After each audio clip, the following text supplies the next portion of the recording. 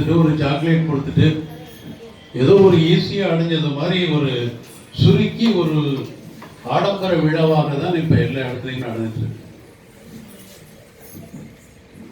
அதனுடைய வரலாறு பார்த்தோம்னா அதுல மகளிரோட உழைக்கும் மகளிர் பட்ட வேதனைகள் இப்பொழுதும் பட்டு கொண்டிருக்கின்ற வேதனைகள். தம்பி அன்பழகனையா சொன்னார்ல, கிடைச்சோன்னு நினைச்சோம், கிடைச்சது, ஆனா உண்மையாவே கிடைச்சதா இல்ல. அதான் இன்றையும் நிதர்சனமான உண்மை. இப்படி இதையெல்லாம் மீறி நம்மளால என்ன செய்ய முடியும்?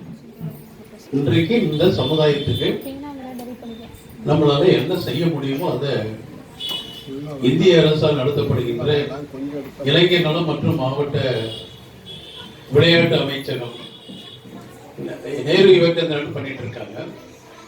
அதுல எல்லா இளைஞர்களுக்கும் நல்வழி காமிக்கிறாங்க, எல்லா பயிற்சிகளும் கொடுக்குறாங்க. அதனுடைய மேலாளர வள்ளலார் மாணவர்களுடைய ஆரம்பகால பவுண்டர்கள் அவங்கெல்லாம் ஐயா நமச்சிவாயம், அதுல மேலாளராக இருக்கிறது எங்களுக்கு எல்லாம் ரொம்ப கொடுத்து வச்சது. ஏன்னா இங்க ஏதோ பயிற்சி கொடுத்தோம், அம்மா மல்லிகா சவுந்தரராஜனுடைய முயற்சியில இங்க எல்லாம் செய்யணும்னாங்க. நம்ம சன்மார்க்க மாவட்ட தலைவர் ஐயா மேலூர் ஆறுமுகம், பொருளாளர் தம்பி செந்தில், இவங்கெல்லாம் இணைந்து தம்பி ஐயா ரோகிணி எலக்ட்ரிகல்ஸ் இதை எப்படி செய்யணும், இந்த மகளிருக்கு நம்மளால என்ன உதவி செய்ய முடியுமோ அதை செய்யணும்னு பல்வேறு தரப்பு மக்களை பார்த்து அந்த தையல் இயந்திரங்கள் அவங்களுக்கு இலவசமா பயிற்சி கொடுக்கிற ஒரு வகுப்பை இங்க ஆரம்பித்து மல்லிகா சவுந்தரராஜன் அவருடைய தலைமையிலே நல்ல சீரோடும் சிறப்போடும் நடைபெற்று வருகின்றது.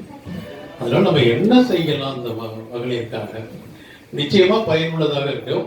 அதுவும் இந்த அரசு வழங்குகின்ற நேரு யுவகேந்திரம் மூலமாக வழங்குகின்ற சான்றிதழ் என்பது மிக உங்களுக்கு ஒரு பதிவு செய்யப்பட்ட ஒரு சான்றிதழ். அதனால அந்த சான்றிதழ் உங்களுக்கு நிச்சயமாக பிரயோஜனமாக இருக்கும், குற்றத்துணையாக இருக்கும். அதே மாதிரி நம்ம ரிலையன்ஸ் மேலாளர் தம்பி அன்பழகன் அவரும் நமச்சிவாயம் இருக்கணும்னா, நம்ம மாவட்டத்தில் எந்த ஒரு இளைஞரோ எந்த ஒரு மகளிரோ துணை இல்லை, அவங்களுக்கு வழிகாட்டுதலுக்கு ஆள் இல்லை அப்படின்னு நினைக்கக்கூடிய எந்த ஒரு இடர்பாடுகளும் ஏற்படாது.